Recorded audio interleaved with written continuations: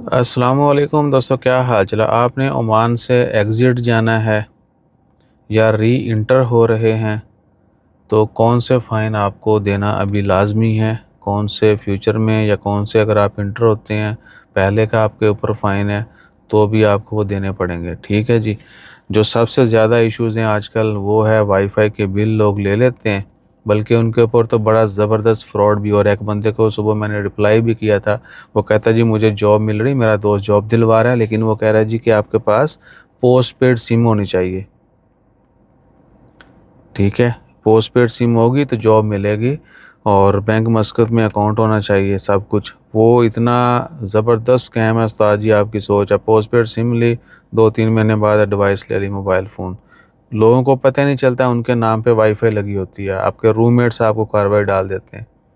ठीक है, अब वो भी कहता है जी दोस्त है मेरा जॉब दे रहा है, वो कहता है जी पोस्ट पेड सिम ले, या पोस्ट पेड सिम आपने ले लेनी है, वो महीनों चलती रहनी है। ठीक है, और उसके बाद जब एलिजिबल होना है आप, उन्होंने आपके नाम पे डिवाइस निकलवा लेनी है, आपको पता भी नहीं चलना। ये सब कुछ कैसे होता है आप सबको पता ही है। बहरहाल बंदा खुद ट्रैप में आ जाता है, पता उसको पता नहीं चलता।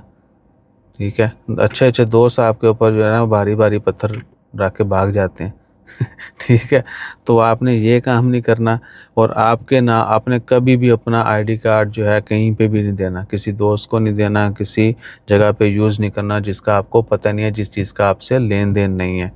लोग जो है, को बंदा नहीं आता है रूम में, उसके नाम पे वाईफाई लगा देते हैं। वो सालों साल जो है बेचारा, वो 2-4 महीने बाद वाईफाई कट भी जाएगी, लेकिन उसके नाम पे जो है बिल वो रह जाना है। तो अब ये कमेंट आया रिसेंट के जी मैंने इंडिया जाना है, फाइनल एग्ज़िट जाना है, लेकिन मेरे नाम पे वाईफाई लगी हुई है, मुझे पता भी नहीं है। वो पैसे आते हैं, कॉलें भी आती हैं, मैसेज करते हैं जी जमा करवाओ पैसे। तो अब मैंने जाना है, क्या मुझे एयरपोर्ट पे रोकेंगे? तो भैया फ़िलहाल जो है पानी, बिजली, इंटरनेट के बिल की वजह से एयरपोर्ट के ऊपर नहीं रोका जाता, लेकिन फ्यूचर में रोका जाएगा। गल्फ़ में बाकी बहुत सारी कंट्रीज़ ने, कतर, कुवैत जो है, बहरीन, उन्होंने कुवैत में जो है स्पेशली बहुत ज़्यादा सख्ती है, कतर में भी अभी कर रहे हैं कि आपकी हर तरह के जो ड्यूज़ हैं वो आप पे करेंगे तो ही आप एग्ज़िट जा सकते हैं। यानी आप हर तरीके से, आपका नाम क्लियर होना चाहिए, then you can exit Oman, या वो मुल्क जहाँ पे ये पाबंदियाँ हैं। ओमान में क्या है कि ट्रैफ़िक के, ड्राइविंग के जितने भी फ़ाइन हैं आपको वो पे करना पड़ेंगे, तब आप एग्ज़िट जा सकते हैं। आप सबको पता है इस चीज़ का। नहीं क्लियर होंगे तो आपकी इमिग्रेशन नहीं होगी। जैसे क्लियर करेंगे you can do your immigration. सही है। और बाकी अखलाकी तौर पे अगर आपके बिल्स हैं तो भाई प्लीज़ क्लियर करें। अगर वो रह गए तो आपकी सोच है। इधर तो फिर दुनिया में भी उसका खमियाजा भुगतना है, जड़े आखिरत चित्र पैने ना, मरदियाँ सारी फरिश्तियां ने लम्हा पा लेना है। मैंने चौधरी इतों शुरू करे जड़े तू जान बुझ के जड़ा ना इन्ने पैसे नहीं पे करके आया। बहरहाल अखलाकी तौर पे बहुत ज़रूरी है कि आप वो सारे पे करें।